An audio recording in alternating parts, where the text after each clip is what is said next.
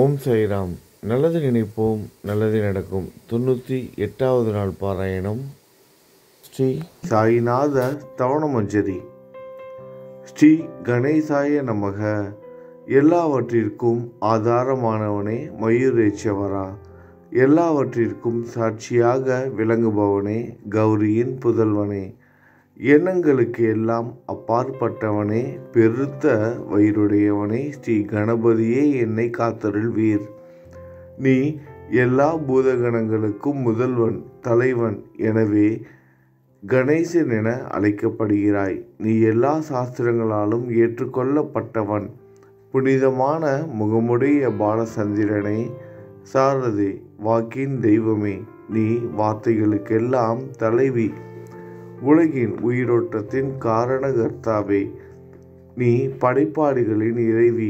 நீ எப்பொழுதும் இத்தேசத்தின் அணிகலன், எங்கும் நிறைந்து இருக்கும் எல்லையில்லாத சக்தியே, உலகின் தாயே, உன்னை வணங்குகிறேன். பூரண முழுமையான பரபிரம்மே, மகான்களுக்கு பிரியமானவனே, பண்டரிநாதன் உருவில் வெளிப்பட்ட அவதாரமே, நீ அன்பு கடவுள், எல்லையற்ற கருணையுள்ளம் கொண்டவனே, ஸ்ரீ பாண்டுரங்கா நரஹரி. பொம்மலாட்டக்காரன் தன் கையிலுள்ள கயிற்றால் பொம்மைகளை ஆட்டுவிப்பது போல் பிரபஞ்சம் எங்கும் நிறைந்து நின்று உலகை ஆட்டுவிக்கும் ஒரு பொம்மலாட்டக்காரன். உன் மெய்ப்பொருளை உய்த்துணர அறிவியல் ஏடுகளும் புனித நூல்களும் இன்னமும் முயன்று கொண்டுதான் இருக்கின்றன. மெத்த படித்தவர்களுக்கு நீ வெளிப்பட்டதே இல்லை. சக்கரபாணியே, அத்தகைய அறிவற்றவர்கள் வெறும் வார்த்தை ஜாலங்களிலே தான் சிக்குண்டவர்கள். மகான்கள் மட்டுமே உன்னை உணர்வார்கள். மற்றவர்கள் குழப்பமடைந்து உள்ளார்கள். உனக்கு பக்தியோடு கூடிய சாஷ்டாங்க நமஸ்காரத்தை செய்கிறேன். 5 முகங்கள் கொண்ட சங்கரனே, மனித மண்டை ஓடுகளான மாலை அணிந்தவனே, நீலகண்டனை, திகம்பர ஓங்கார வடிவானவனே, பசுபதியே, எல்லா நேரங்களிலும் எவருடைய உதடுகள் உன் பெயரை உச்சரிக்கிறதோ அவர்களது உலகியல் துன்பங்கள் உடனடியாக நீங்கிவிடும். ஜடாமுடியை தரித்த சிவனே, உன் நாமத்தின் சக்தி அத்தகையது. உன் பாதங்களை வணங்கி நான் சாயிப்புகளை கூறும் இந்த துதியை எழுதுகிறேன். இந்த அருட்பணி முழுமையடைய எனக்கு அருள்வாயாக. நீலகண்டா, ஆழகால விஷமுண்ட சிவனே. இப்போது அத்ரி மகரிஷியின் புதல்வரான தத்தாத்திரேயரையும் குலதெய்வமான இந்திரனையும் துக்காராமையும் எல்லா ஞானிகளையும் பக்தர்களையும் பணிகிறேன். சாயிநாதா, உனக்கு வெற்றி கிட்டட்டும். பாவிகளை கடை தேற்றும் கருணை உள்ளவரை, உங்கள் பாதங்களில் என் தலையை வைத்து இருத்தி வேண்டுகிறேன். உன் பாதுகாப்பை எனக்கு அருள்வாய். நீ முழுமையான பரபிரம்மம், ஆனந்தத்தின் இருப்பிடம். நீயே விஷ்ணு, மனிதர்களுள் தலை சிறந்தவர். மன்மதனை எரித்த உமையொரு பாகனும் நீயே. நீ மனித வடிவில் தோன்றிய இறைவன், அறிவு என்னும் ஆகாயத்து சூரியன்.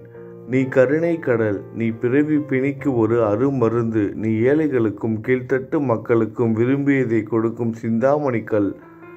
நீ உன் பக்தர்களை பரிசுத்தப்படுத்தும் தெய்வம். உலக வாழ்க்கை என்னும் சம்சார கடலில் மூழ்குபவர்களை காப்பாற்றும் ஓடம். நீ அஞ்சுபவர்களின் புகலிடம். நீ இந்த பிரபஞ்சம் தோன்ற முதற் காரணமான பரிசுத்த பேரின்ப பேருணர்வு. நீ கருணையே உருவானவன். உனது பலவிதமான வெளிப்பாடுகளில் இந்த உலகமும் ஒன்று. நீ பிறப்பற்றவன். சாவும் உன்னை தொட முடிவது இல்லை. என் நீண்ட ஆழமான சிந்தனைக்கு பின் வெளிப்பட்ட கருத்தை இது. பிறப்பு இறப்பு என்பவை அஞ்ஞானத்தால் தோன்றும் வெளிப்பாடே. மகாராஜா, நீங்கள் இறப்பும் பிறப்பும் மற்ற சுதந்திர பறவை. தண்ணீர் நீரூற்றாக தோன்றினால் அதன் ஆதாரம் அங்கு இருப்பதாக அர்த்தமா? ஏற்கனவே அது அங்கு நிரம்பி இருந்தது. பூமியின் உள்ளே இருந்து ஊற்றாக வெளியே வந்தது, அவ்வளவுதான். மணல் படுகையில் நீர் ஊற்றாக வெளிப்பட்டதும் அது நீரோடை என்ற பெயர் பெற்றது. அதன் சரியான பெயர் ஊற்று. தண்ணீர் இல்லாவிட்டால் அது வெறும் மணற்படுகையே. அந்த மணற்படுகையில் தண்ணீர் ஊற்றாக வந்தாலும் அல்லது வற்றி போனாலும் தண்ணீருக்கு அதனால் ஒன்றும் ஆவது இல்லை. ஏனென்றால் தண்ணீர் அந்த மணற்படுகைக்கு எந்த விதமான முக்கியத்துவமும் கொடுப்பது இல்லை. ஆனால் அறியாமையால் மணற்படுகையோ அது நீர் நிரம்பி இருந்தால் அது பெருமைப்பட்டு கொள்கிறது. ஆகையால் நீர் வற்றியவுடனே அது மிகவும் மன வருத்தம் அடைகிறது. இந்த புனித உடலும் ஒரு விதத்தில் அந்த மணற்படுகை போன்றதே. புனித பேரின்ப நிலையை அந்த நீரூற்றின் தூய தண்ணீருக்கு ஒப்பிடலாம். இம்மாதிரி எண்ணற்ற மணற்படுகைகளை இருந்த போதிலும் அவற்றில் உள்ள நீர் பேருணர்வு எனப்படும் சைதன்யம் மட்டும் மாறுபடுவதே இல்லை. கருணை உள்ளவரை, நான் உங்களை ஆதியும் அந்தமும் இல்லாதவன், பிறப்பற்றவர் என கூறுவேன். அறியாமை என்னும் மலையை உடைக்க உதவும் இந்திரனின் கையில் இருக்கும் வஜ்ர ஆயுதம். இதுவரை இந்த பூமியில் எத்தனையோ எண்ணற்ற உயிரினங்கள் தோன்றியுள்ளன, இப்போதும் தோன்றிக்கொண்டுதான் இருக்கின்றன. வருங்காலத்தில் மேலும் எண்ணற்ற உருவங்கள் தோன்றதான் போகின்றன. அந்த ஒவ்வொரு தோற்றத்திற்கும் ஒரு தனி உருவமும் பெயரும் கிடைக்கும். இந்த உயிர்கள் ஒவ்வொன்றும் பெயராலும் தோற்றத்தாலும் மட்டுமே இவ்வுலகில் அடையாளம் காட்டப்படுகிறது. ஆகையால் சுத்த பேருணர்வு நிலையை நீ நான் என்று பிரித்து காட்டுவது சரியல்ல. ஏனென்றால் எது இரண்டாக தோன்ற முடியாதோ அதுவே உண்மையில் பரிசுத்த பேரின்ப பேருணர்வு எனப்படும். அது ஒன்றே அனைவரின் உள்ளும் ஆத்மா என்ற பெயரில் உள்ளது. மேலும் உண்மையை சொல்வதானால் அந்த ஒரே ஒரு சுத்த பேரின்ப பேருணர்வு நிலைதான் உலகம் முழுவதும் வியாபித்து இருக்கிறது. அப்படி இருக்கையில் நீ நான் என்ற வேற்றுமைகள் எவ்வாறு இருக்க முடியும்? நீருண்ட மேகத்தில் உள்ள நீரின் தன்மை உலகெங்கிலும் ஒன்றே. ஆனால் அது பூமியை அடைந்ததும் வெவ்வேறு தோற்றங்களை நதி, ஏரி, ஊற்று ஏற்கின்றன. கோதாவரி மணற்படுகையில் விழும் நீர் கோதாவரி நதி என்றழைக்கப்படும். அதே சமயம் கிணறு ஒன்றில் விழும் நீருக்கு அந்த சிறப்பு தகுதி கிடைப்பது இல்லை. கோதாவரி நதி மிகவும் புனிதமானது. நீங்கள் அதில் உள்ள நீரை போன்றவர். நாங்கள் குளம், குட்டை, சகதியில் உள்ள நீர் போன்றவர்கள். நம் இருவருக்கும் இடையே உள்ள வித்தியாசம் இதுதான். எங்கள் வாழ்வின் குறிக்கோளை அடைவதற்கு நாங்கள் உங்களிடம் வர வேண்டும். கூப்பிய கரங்களுடன் சரணடைய வேண்டும். ஏனென்றால் நீங்கள் ஒருவரை புனிதத்தின் உறைவிடம்.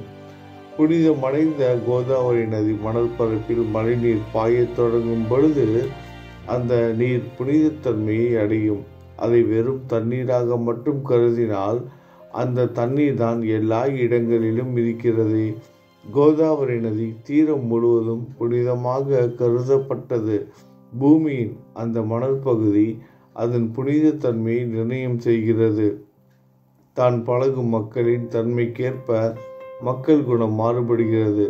புனித ஆத்மாக்களின் சிறுக்கையால் அவர்களுடன் சேருபவர்களின் ஆத்மா ஒளிவிட தொடங்குகிறது. இல்லாவிட்டால் அது மாசுபட்டே இருக்கும்.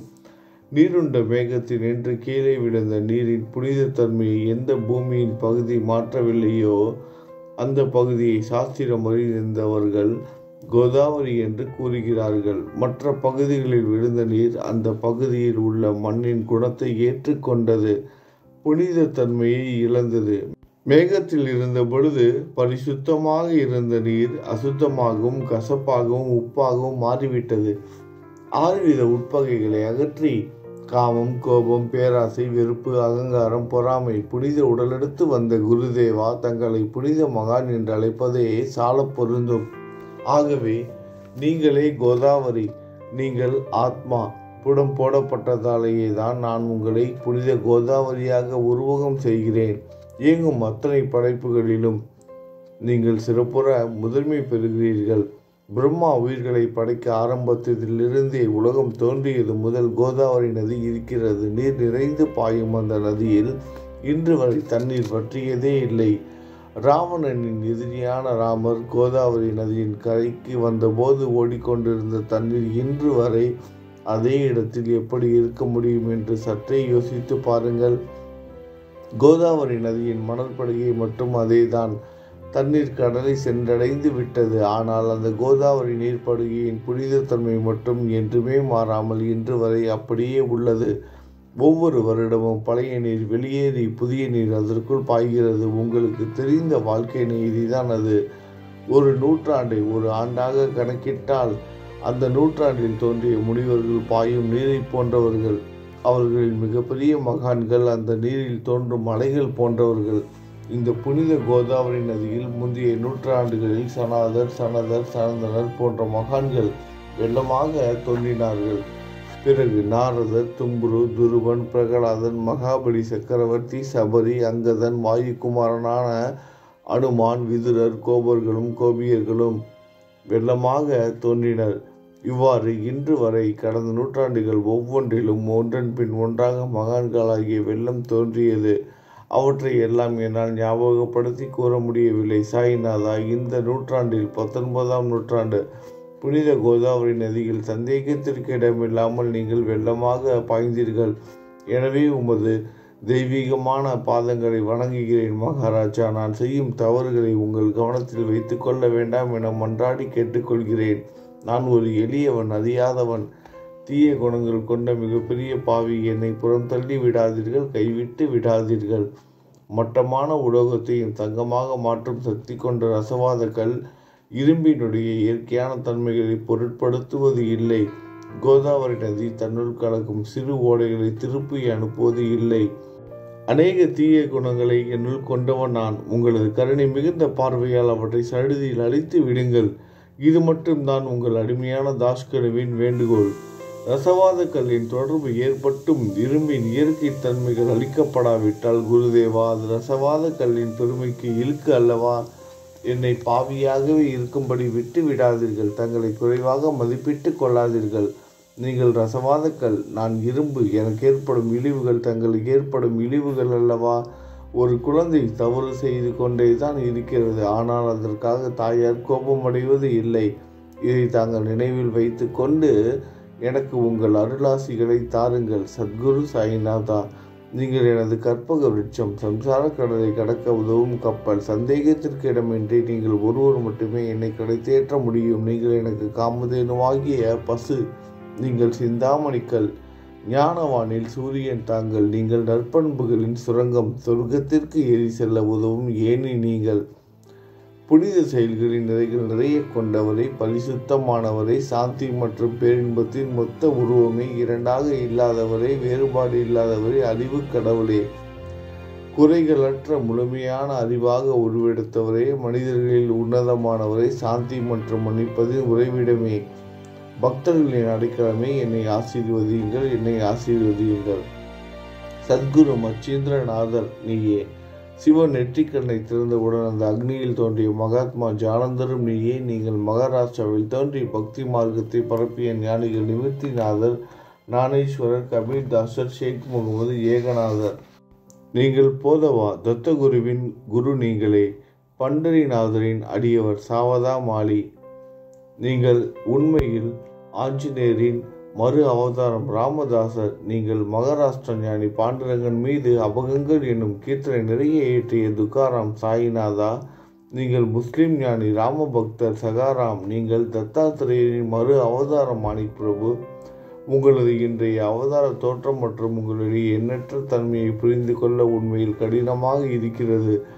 உங்களது ஜாதி குலம் பற்றி எதையும் நீங்கள் எவருக்கும் வெளிப்படுத்தியது இல்லை. சிலர் உங்களை முஸ்லீம் என்கிறார்கள், சிலர் உங்களை பிராமணர் என்கிறார்கள். கிருஷ்ணரை போன்று எண்ணற்ற தெய்வீக லீலைகளை செய்வதெல்லாம் உங்களுக்கு ஒரு விளையாட்டு. கிருஷ்ண பரமாத்மாவை பார்த்து உய்த்துணர்ந்த பல்வேறு மக்கள் பலவிதமான பெயர்களிட்டு அவரை அழைத்தனர். சிலர் அவரை எதுகுலத்தின் அடிகளன் என்றார்கள், சிலர் அவரை மாடுகள் மேய்க்கும் இடையன் என்றனர். யசோதை அவரை பச்சிலம் குழந்தை என்றார்.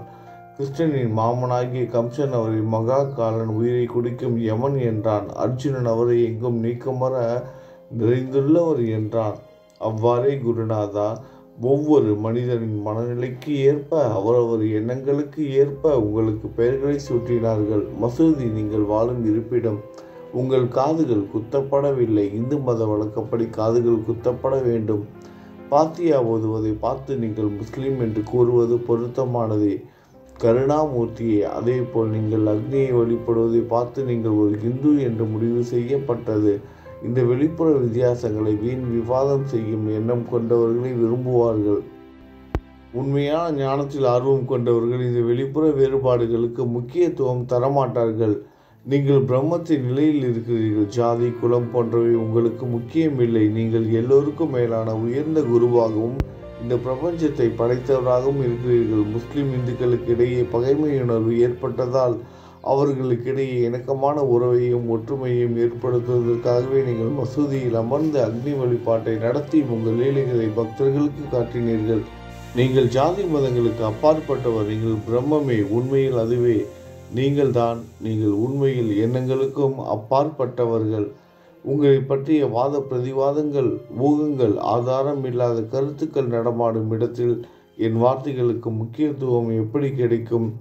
ஆனால் உங்களை பார்க்கும் பொழுது என்னால் மௌனமாக இருக்க முடியவில்லை. வார்த்தைகளால் போற்றுதலை உலக வழக்கில் உள்ள ஒரே வழக்கம். ஆகையினால் உங்கள் அருளாசியுடன் வார்த்தைகளால் எப்படியெல்லாம் போற்ற முடியுமோ அவ்வண்ணமே உங்களை போற்றி புகழ்கிறேன். கடவுளின் நிலையை விட மகான்களின் நிலை வேறுபட்டு மிக உயர்ந்ததாகவும் இருக்கும். மகான்களின் அருகில் நான், எனது போன்ற எண்ணங்களுக்கு இடமே இல்லை. கடவுளை வெறுத்ததால் இரணியகசிபுவும் ராவணனும் கொல்லப்பட்டனர். மகான்கள் கைகளால் இத்தகைய துர்சம்பவங்கள் ஏற்பட்டதே இல்லை. அரசன் கோபிசந்தர் முனிவர் ஜாலந்தனை சாணக்குவியலுக்குள் புதைத்தான். ஆனால் அந்த நிலையிலும் அரசனின் அந்த செயலுக்காக அந்த முனிவர் வருத்தப்படவே இல்லை. அரசனின் அந்த செயலுக்கு நேர்மாறாக அரசனை சம்சார சுழலில் இருந்து விடுவித்து அவனை முக்தியடைய செய்தார். மகான்களின் சக்தி இப்படிப்பட்டதே. அவற்றை விவரித்து கூற முடியாது. மகான்கள் சூரியனை போன்றவர்கள். அவர்கள் கருணை ஒளிவிட்டு பிரகாசிக்கக்கூடியது. மகான்கள் சந்திரனை போல் இதயத்திற்கு ஆறுதல் கொடுப்பவர்கள். சந்திரனின் மேன்மையான ஒளிக்கதிர்கள் போல் அவர்களது அருள் ஒளி வீசும். மகான்கள் இதமளிக்கும் கஸ்தூரி போன்றவர்கள். அவர்கள் அருள் அதன் நறுமணம் போன்றது. மகான்கள் சாறு நிரம்பிய கரும்பு போன்றவர்கள். அவர்களின் அருள் அந்த கரும்பு சாற்றினை போல் இனிப்பானது. நிச்சயமாக மகான்கள் நல்லவர்களிடமும் தீயவர்களிடமும் ஒரே விதமாகவே நடந்து கொள்கின்றனர். இதற்கும் மேலாக பாவிகளிடம் அவர்கள் காட்டும் அன்பு அளவிட முடியாதது. கோதாவரி நதியில் அழுக்கடைந்த துணிகளை சுத்தம் செய்யப்பட வேண்டி வருகின்றன. சுத்தமான துணிகள் கோதாவரி நதியில் நின்று வெகு தூரத்தில் பெட்டியிலேயே தங்கி விடுகின்றன. பெட்டியில் வைக்கப்பட்டிருந்த அந்த துணியும் ஒரு முறை கோதாவரி மணல் படுகைக்கு நன்றாக துவைப்பதற்காக வந்ததுதான். இந்த உவமையில் பெட்டிதான் வைகுண்டம். நீங்களே கோதாவரி. கோதாவரி நதிக்கரையே நம்பிக்கை. எல்லா உயிரினங்களும் துணிகள். 6 விதமான மன விகாரங்களே அவற்றை பற்றியுள்ள அழுக்கு. அவை காமம், கோபம், கஞ்சத்தனம், மதம், பொறாமை, மோகம் என்பவையே. தங்கள் பாதார விந்தங்களை வணங்குவதை கோதாவரியில் செய்யப்படும் புனித குளிகள். எல்லா பாவங்களையும் மன அழுக்குகள் போக்கி சமுத்திரங்களை சுத்தப்படுத்தும். சம்சார வாழ்க்கையில் உழலும் எங்கள் மக்களாகிய நாங்கள் மேலும் மேலும் பாவம் செய்கிறவர்களாக இருக்கிறோம். எனவே மகான்களின் தரிசனம் பெறுவதற்கு நாங்கள் தகுதியுடையவர்கள் ஆகிறோம். கோதாவரி நதியில் தண்ணீர் நிரம்பியுள்ளது. படித்துறையில் துவைப்பதற்கு துணிகள் வருகின்றன. அவைகள் துவைக்கப்பட்டு சுத்தப்படுத்தப்படாவிட்டால் அது கோதாவரி நதிக்கல்லவா இழுக்கை தேடித்தரும். நீங்கள் அடர்ந்த இலைகளுடன் கூடிய நிழலையும் குளிர்ச்சியும் தரும் மரம். உண்மையில் நாங்கள் வழிபோக்கர்கள். எங்களை 3 வித துக்கங்கள் எனப்படும் இயற்கை இடர்பாடுகளால் வரும் துன்பங்கள், உடலுக்கு வரும் நோய் நொடிகள், அஞ்ஞானத்தால் நிரம்பிவிடும் பாவ மூட்டை எனப்படும் வெயில் சுட்டரிக்கின்றன. கருணாமூர்த்தியே, அந்த சுட்டரிக்கும் 3 வித தாபங்களின் வெப்பத்திலிருந்து எங்களை காப்பாற்றும் குருடாயா. தங்கள் அன்பு மிகுந்த கருணை எனும் குளிர் நிழல் இந்த சம்சாரம் என்னும் வாழ்க்கை கடலை கடக்க உதவும் தன்மை கொண்டது. மரத்தின் அடியில் அமர்ந்தும் ஒருவன் சூரியனின் சுட்டரிக்கும் வெப்பத்தை உணர்ந்தால் அந்த மரத்தை நிழல் தரும் மரம் என்று கூற முடியுமா? பாருங்கள், உங்கள் அருளின்றி இந்த உலகில் நல்லது என்பது ஏற்படுவது இல்லை. எனவே தர்மத்தை நிலைநிறுத்துவதற்காக சேஷசாயி பாம்பு படுக்கையில் இருப்பவனே அர்ஜுனனுக்கு நண்பனாக, வழிகாட்டியாக மற்றும் ஆன்மீகவாதியாக மாறினார். சுக்ரீவனின் அன்பினாலே விபீடனன் அரசன் ராமனின் நட்பை பெற்றான். ஸ்ரீ ஹரியும் மகான்கள் மூலமாக தான் பெருமை பெற்றார். பிரம்மம் உருவமற்றது. எனவே வேதங்களால் அதை வர்ணிக்க முடியவில்லை. பூமியில் அதை மனித உருவில் தோன்ற வைத்து மகான்கள் அதன் உருவமற்ற தன்மையை மாற்றினர். தாமாஜி என்ற பக்தருக்காக பாண்டுரங்கனை ஒரு தாழ்த்தப்பட்ட குலத்தில் பிறக்க வைத்தார். சோகமேளா தாழ்த்தப்பட்ட குலத்தில் பிறந்தவர் என்ற பக்தருக்காக உலகின் தெய்வமாகிய இறைவனை இறந்த எருமைகளின் உயிரற்ற உடல்களை எடுக்க வைத்தார். மகான்களின் பெருமையை உணர்ந்த இறைவன் தண்ணீர் சுமந்து உழைத்தார். உண்மையில் மகான்கள் எல்லாவற்றையும் தாங்கும் சக்தியும் சச்சிதானந்த பிரபுவுமாகிய இறைவனின் எஜமானர்களே. இறைவனை விட மகான்கள் பெருமை பெரியதல்லவா? இதற்கு மேலும் சொல்வதற்கு ஏதும் இல்லை. நீங்கள் தான் என் தாயும் தந்தையும் ஷிரடி நாதா. ஷிரடி கிராமத்தில் வசிக்கும் சத்குரு சாயிநாதா. பாபா, உங்கள் லீலைகளை எவர் ஒருவராலும் உண்மையிலேயே முழுமையாக புரிந்து கொள்ள முடியாது என்கிற போது சாதாரண மனிதனாகிய நான் எவ்வாறு அவற்றை விளக்க முடியும் கூறுங்கள். எல்லா உயிரினங்களையும் காப்பாற்ற நீங்கள் ஷிரடிக்கு வந்திருக்கிறீர்கள். மண் அகல் விளக்குகளில் வெறும் தண்ணீரை ஊற்றி அவற்றை எரிய வைத்தீர்கள். மிக குறுகிய மரப்பலகையை தொங்கும் ஊஞ்சல் படுக்கையாக்கி உங்கள் யோக சக்தியை உங்கள் பக்தர்களுக்கு காட்டினீர்கள். அநேக பெண்களின் மலட்டுத்தன்மையை முழுவதுமாக நீக்கினீர்கள். உதியின் மூலம் அநேக பேரின் வியாதிகளை குணமடைய செய்தீர்கள். இவ்வுலக சம்பந்தமான துன்பங்களை நீக்குவது உங்களுக்கு ஒரு பொருட்டே அல்ல. யானை ஒன்று எறும்பை சுமையாக கருதுமா? குருராயா, இப்பொழுது இந்த எளியவன் பால் கருணை காட்டுங்கள். உங்கள் பாதங்களில் சரணடைந்து விட்டேன். என்னை திருப்பி அனுப்பி புறம் தள்ளி விடாதீர்கள். மகாராஜ், நீங்கள் அரசர்களுக்கெல்லாம் அரசன். நீங்கள் குபேரனை விட செல்வம் அடைந்தவர். நிச்சயமாக தன்னிகரற்ற வைத்தியர். உங்களை விட மேலானவர் எவரும் இல்லை. மற்ற கடவுள்களை வணங்குவதற்கு தனித்தனியாக பூஜை பொருட்களும் வழிபாட்டு முறைகளும் உள்ளன. ஆனால் உங்களை வணங்குவதற்கு தகுதியான பொருட்களே இந்த உலகில் இல்லை. சூரியனின் ராஜ்யத்தில் தீபாவளி பண்டிகை கொண்டாடுவது என்றால் எவ்விதமான பொருட்களை கொண்டு அதை கொண்டாடுவோம்? சமுத்திரத்தின் தாகத்தை தணிக்க பூமியில் போதுமான தண்ணீர் கிடைக்காது. நெருப்பை சூடாக்குவதற்கு எங்கிருந்து அக்னியை கொண்டு வருவது? ஸ்ரீ சமர்த்த குருராயா, பூஜை செய்ய உதவும் பொருட்கள் யாவற்றிலும் இருப்பது உன் ஆத்மாவே. ஆரம்பம் முதலே அவை உன் ஒரு பகுதியே. மேலே கூறப்பட்டவை எல்லாம் தத்துவார்த்த ரீதியில் கூறப்பட்டவையே. எனக்கேற்பட்ட அடிப்படையில் கூறப்பட்டவை அல்ல. அனுபவங்கள் இன்றி கூறப்படும் வார்த்தை ஜாலங்கள் வீணே. சம்பிரதாய சடங்குகளின்படி உங்களுக்கு பூஜை செய்ய வேண்டுமென்றால் அதனை செய்வதற்கு தேவையான பூஜை சாமான்கள் என்னிடத்தில் இல்லை என் குருநாதா. கருணை உடையவரை, அடிக்கடி என் கற்பனை திறனின் அடிப்படையில் உங்களுக்கு நான் வழிபாடு செய்கிறேன். அந்த வழிபாட்டை இந்த அடிமையிடமிருந்து ஏற்றுக்கொள்ளுங்கள். இப்போது என் அன்பு கண்ணீரால் உங்கள் கால்களை கழுவுகிறேன். உண்மையான பக்தி எனும் சந்தனத்தை அழைத்து உமக்கு சாந்தாக்கி இடுகிறேன். அழகிய வார்த்தைகளால் எழுதப்பட்ட இந்த துதி என்னும் கப்னியை உமக்கு அணிவிக்கிறேன். இந்த புகழ் மாலையை உங்கள் கழுத்தை சுற்றி அணிவிக்கிறேன். என் கெட்ட குணங்களை தூபமாக்கி உமக்கு முன் எரிய விடுகிறேன். என் தீய குணங்களின் கூட்டுப்பொருளே. ஆனாலும் அது எரியும் போது அதிலிருந்து தீய வாசனை எழுவது இல்லை. சத்குருவுக்கு முன்பு இல்லாமல் வேறு எங்காவது இந்த தூபம் எரிய விடப்பட்டால் அங்கெல்லாம் இந்த தூபத்தின் நிலை கீழே கொடுத்த மாதிரி ஆகும். அதாவது சாம்பிராணியை நெருப்பில் போட்டவுடன் அது பொசுங்கி அதில் உள்ள நல்ல மனம் என்ற நற்குணம் அதை விட்டு மறைந்து போகிறது. சத்குருவே, உமக்கு முன் அதை எரியவிட்டால் இதற்கு மாறாக நிகழ்கிறது. தீய தன்மைகள், அழுக்குகள் அக்னியில் எரிந்து விடுகின்றன. உலகம் பார்த்து சந்தோஷப்படும் வகையில் அதன் நற்குணம் அதிலேயே தங்கிவிடும். மனதில் உள்ள தீய குணங்கள் யாவும் எரிந்த பிறகு மனம் மாசற்றதாகிறது. கங்கையில் உள்ள மாசுக்கள் நீங்கியவுடன் கங்கை புனிதம் அடைகிறது. மாயை மோகம் என்ற தீபத்தை உமக்கு ஏற்றி காட்டுகிறேன். அதன் மூலம் என் மனம் வைராக்கியத்தை அடைய அருள் செய்வீராக குருராயா. பரிசுத்தமான நம்பிக்கை என்ற சிம்மாசனத்தை நீங்கள் என்னுள் அமர்வதற்கு ஆசனமாக உமக்கு தருகிறேன். அதை பெற்றுக்கொண்டு எனது பக்தி என்ற நைவேத்தியத்தை ஏற்றுக்கொள்ளுங்கள். பக்தி என்ற நைவேத்தியத்தை ஏற்றுக்கொண்டு அதன் சாரத்தை எனக்கு கொடுப்பீராக. ஏனெனில் நான் உமது பால் குடி மாறாத பச்சிலம் குழந்தை. உங்கள் அருட்பாலில் எனக்கு உரிமை உண்டு. என் மனதையே உமக்கு தட்சணையாக கொடுக்கிறேன். ஆகையால் நான் செய்யும் காரியங்கள் யாவற்றிலும் நான் செய்வோன் என்று நான் உரிமை கொண்டாட முடியாது. ஏனென்றால் நினைக்கும் மனதை தான் உமக்கு அர்ப்பணித்து விட்டேனே. இப்பொழுது பணிவுடன் கூடிய பிரார்த்தனையோடு உங்களை சாஷ்டாங்க நமஸ்காரம் செய்கிறேன். சாயிநாதா, தயவு செய்து நீங்கள் அதை ஏற்றுக்கொள்ளுங்கள். 8 பிரார்த்தனைகள். சாயிநாதா, சாந்தமான மனமுடையவரை, அறிவின் சிகரமே, அன்புள்ளம் கொண்டவரை, கருணை கடலை, உண்மையின் உறைவிடமே, மாயை என்னும் இருளை அகற்றுபவரே, ஜாதி மதங்களுக்கு அப்பாற்பட்ட துறவியே, எங்களின் புரிந்து கொள்ளும் திறமைக்கும் அப்பாற்பட்டவரை, அன்பின் இருப்பிடமே, ஷிரடி நாதா, என்னை காப்பாற்றும். ஞான சூரியனை, ஞானத்தை அளிப்பவரை, எல்லாவித நல்ல செயல்களையும் செய்பவரை, பக்தர்களின் மனங்களில் ஒளிரும் பரமஹம்சரை, தங்களை சரணடைந்தவர்களை காப்பவரை, படைக்கும் தொழில் புரியும் பிரம்மாவை நீங்கள், காக்கும் கடவுள் விஷ்ணுவை நீங்கள், 3 உலகங்களையும் கடைசி லயமடைய செய்யும் ருத்திரனும் சிவனும் நீங்களே.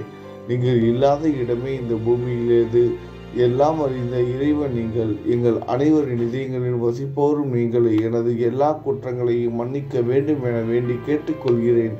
அலைகளாக வரும் சந்தேகங்களையும் மயக்கங்களையும் போக்குவீராக. நீங்கள் பசு, நான் புதிதாக பிறந்த இளம் கன்று. நீங்கள் சந்திரன், நான் சந்திர காந்தக்கள். தங்கள் பாதங்கள் கங்கை நதி புண்ணியத்தை தருவதால் பணிவுடன் இந்த அடிமை உங்களுக்கு தலை வணங்குகிறேன். உங்கள் கைகளை என் தலை மீது வைத்து ஆசை கூறுங்கள். கவலைகளும் துன்பங்களும் பறந்தோடட்டும். நான் உங்கள் அடிமை. இந்த 8 துதிகளையும் கூறி நான் உங்களை சாஷ்டாங்கமாக நமஸ்கரிக்கிறேன். எனது பாவங்கள், துயரங்கள், ஏழ்மை யாவும் உடனடியாக விலகட்டும். நீங்கள் பசு, நான் கன்று. நீங்கள் தாய், நான் உங்கள் குழந்தை. என் மீது கடுமை காட்டாதீர்கள். நீங்கள் மேற்கு தொடர்ச்சி மலைப்பகுதி, மலையகிரியில் உள்ள சந்தனம். நான் முள் அடர்ந்த புதர். நீங்கள் புனிதமான கோதாவரி நீர். நானோ பெரும் பாவி. குருநாதா, உங்கள் தரிசனம் கிடைத்த பிறகும் என்னிடம் உள்ள கெட்ட குணங்கள் என்ற அழுக்கு என் மனதிலே தங்கி இருக்குமானால் உங்களை சந்தனம் என்று யார் கூறுவார்கள்? கஸ்தூரியின் அருகாமையில் உள்ள மண்ணும் உயர்வாக போற்றப்படுகிறது. மலரின் தொடர்பினால் தானே அதன் நாரும் தலையில் உயர்ந்த இடத்தை பிடிக்கிறது. மகான்களும் அப்படிப்பட்டவர்களே. அவர்களுடன் தொடர்புடைய எந்த பொருளும் மிகவும் உயர்வாக மதிக்கப்படுகிறது. சிவபெருமான் விபூதி, லங்கோடு, நந்தி ஆகியவற்றை ஏற்றுக்கொண்டதால் 8 திக்குகளிலும் அந்த பொருட்கள் புகழப் பெறுகின்றன. இடையர்களை மகிழ்விப்பதற்காக யமுனை நதிக்கரையில் உள்ள பிருந்தாவனத்தில் உலகிற்கெல்லாம் இறைவன் தகிகாலா உரியடி என்ற விளையாட்டை விளையாடினான். அதுவும் அறிவுடையோர் மத்தியில் ஏற்றுக்கொள்ளப்பட்டது.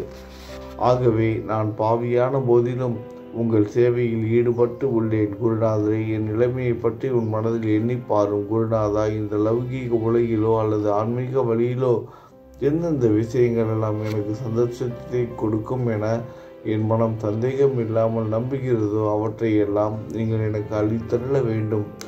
உமது கருணையினால் இந்த மாதிரி செய்துவிடும். எனது மனதை அடக்கி விடுங்கள். சமுத்திரங்கள் எல்லாம் தித்திப்பாக மாறினால் பிறகு அவை உப்பு கரிக்குமே என்ற பயம் தோன்றாதே. சமுத்திரத்தை தித்திப்பாக்கும் சக்தி உங்களுக்கு உண்டு. ஆகையால் தான் எனது இந்த வேண்டுகோள். தயவு செய்து இந்த வேண்டுகோளை நிறைவேற்றும். என்னிடம் என்னென்ன குறைகள் உண்டோ அவை அனைத்தும் உங்களுடையதே. ஆத்ம ஞானம் பெற்றவர்களில் முதலிடத்தில் உள்ள உங்களிடம் குறை என்பதை பொருந்தாதே. இப்போது இதற்கும் மேலும் நான் ஏன் அதிகம் பேச வேண்டும்? நீங்கள் தான் எனது ஒரே அடைக்கலம். தாயின் இடுப்பிலுள்ள குழந்தை இயல்பாகவே பயமுற்று இருக்கும். மகாராஜ், இந்த துதியை எவரவர்கள் அன்புடன் படிக்கிறார்களோ அவர்கள் ஒவ்வொருவரின் ஆசைகளை தயவு செய்து நிறைவேற்றும். இந்த துதியை படிப்பவர்கள் 3 வித தாபங்களையும், இயற்கையின் இடர்பாடுகள், துன்பங்கள், நமது உடலுக்கு வரும் நோய் நொடிகள், அஞ்ஞானத்தால் நிரம்பிவிடும் பாவ மூட்டை 1 ஆண்டிற்குள் விலகிவிடும் என்பதை இந்த துதிக்கு உங்களது ஆசையாக என்றென்றும் நிரந்தரமாக இருக்கட்டும். குளித்து முடித்துவிட்டு மனதில் முழுமையான நம்பிக்கையுடன் தொடர்ந்து இந்த துதியை பாராயணம் செய்ய வேண்டும். அப்படி முடியாவிட்டால் வாரம் வாரம் வியாழந்தோறும் சத்குருவை வணங்கி அவர் உருவை தியானம் செய்து கொண்டு இந்த துதியை பாராயணம் செய்யுங்கள். இதுவும் கூட முடியாவிட்டால் மாதம் வரும் 2 ஏகாதசி தினங்களில் இந்த துதியை பாராயணம் செய்யுங்கள். இது ஏற்படுத்தும் விளைவுகளை பார்த்து அதிசயப்படுவீர்கள். குருமூர்த்தியான சாயிநாதர் இந்த துதியை பாராயணம் செய்பவர்களுக்கு இவ்வுலகியல் ஆசைகளை முழுமையாக உடனடியாக நிறைவேற்றுவார். இந்த துதியை திரும்ப திரும்ப பாராயணம் செய்வதால் முட்டாள்கள் கூர்மையான புத்தியை அடைவார்கள். யாருடைய வாழ்நாளாவது குறைவானதாக இருப்பின் இந்த துதியை அவர்கள் படிப்பதால் 100 ஆண்டு காலம் வாழ்வார்கள். இந்த துதியை தொடர்ந்து பாராயணம் செய்து வந்தால், செல்வம் குறைவாக இருந்தால், ஏழையாக இருந்தால், செல்வத்தின் அதிபதி குபேரன் அவர்கள் வீட்டிற்கு வந்து தங்கி அவர்களுக்கு ஏவல் புரிவான். இது சத்தியம், இது சத்தியம், இது சத்தியம் என 3 முறை கூறுகிறேன். குழந்தை செல்வம் இல்லாதவர்கள் இந்த துதியை தொடர்ந்து படித்து வந்தால் குழந்தை செல்வம் பெறுவர்.